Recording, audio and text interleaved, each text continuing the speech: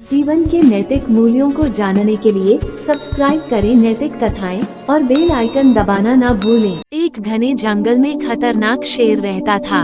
शेर के साथ चील, सियार और चीता उसके सेवक के रूप में हमेशा उसके साथ रहते थे।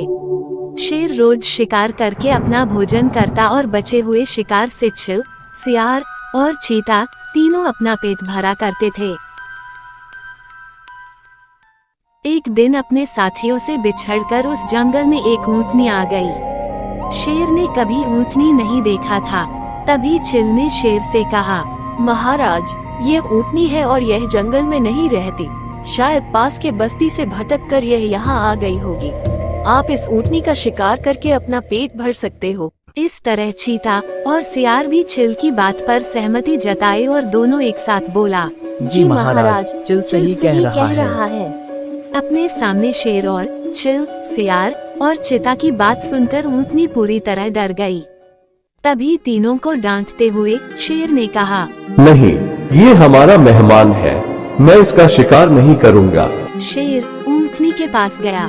तब ऊंटनी ने उसे अपनी सारी बात बताई कि वो किस तरह अपने साथियों से बिछड़कर जंगल में पहुंच गई है। शेर को उस कमजोर ऊंटनी पर दया आ गई और ऊंटनी से कहा कि तुम मेरे मेहमान हो, अब से तुम इसी जंगल में रहोगी। चील, चीता और सियार इस बात को सुनकर मन ही मन ऊंटनी को कोसने लगे।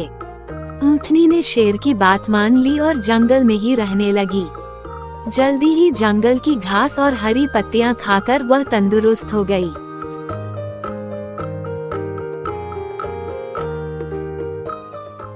इस बीच एक दिन शेर की जंगली हाथी से लड़ाई हो गई, जिसमें शेर बुरी तरह से घायल हो गया।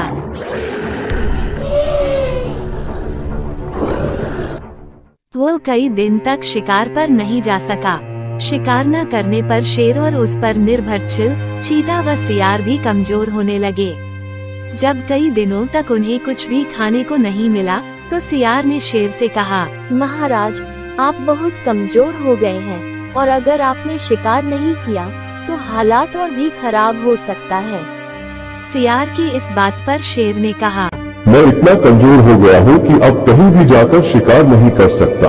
अगर तुम लोग किसी जानवर को यहाँ लेकर आओ तो उसका शिकार करके मैं अपने साथ साथ तुम तीनों का भी पेट भर सकता हूँ।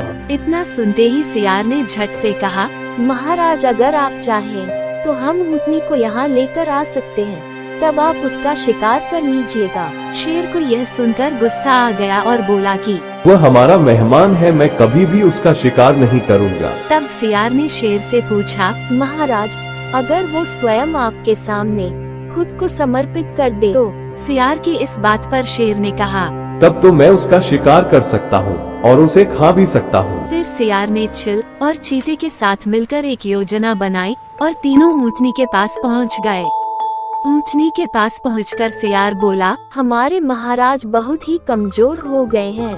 उन्होंने कितने दिनों से कुछ भी नहीं खाया है।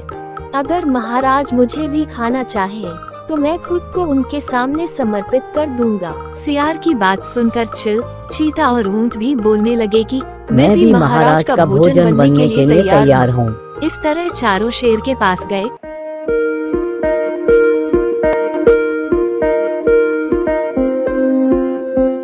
सबसे पहले चील ने कहा कि महाराज, आप मुझे अपना भोजन बना लीजिए। चील की इस बात पर सियार बोला, तुम बहुत छोटे हो, तुम भोजन क्या नाश्ते के लिए भी ठीक नहीं हो। फिर चीता बोला, महाराज, आप मुझे खा जाइए। तब सियार ने कहा, अगर तुम मर जाओगे तो शेर का सेनापति कौन होगा।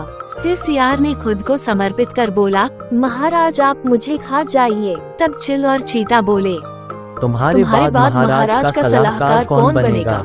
जब तीनों को शेर ने नहीं खाया, तब ऊंटनी ने भी सोचा कि महाराज मुझे भी नहीं खाएंगे, क्योंकि मैं तो उनका मेहमान हूँ। यह सोचकर वह भी बोलने लगी, महाराज, आप मुझे अपना भोजन बना लो। ऊंटनी की इस बात को सुनते ही शेर, चीता और सियार उस पर झपट पड़े।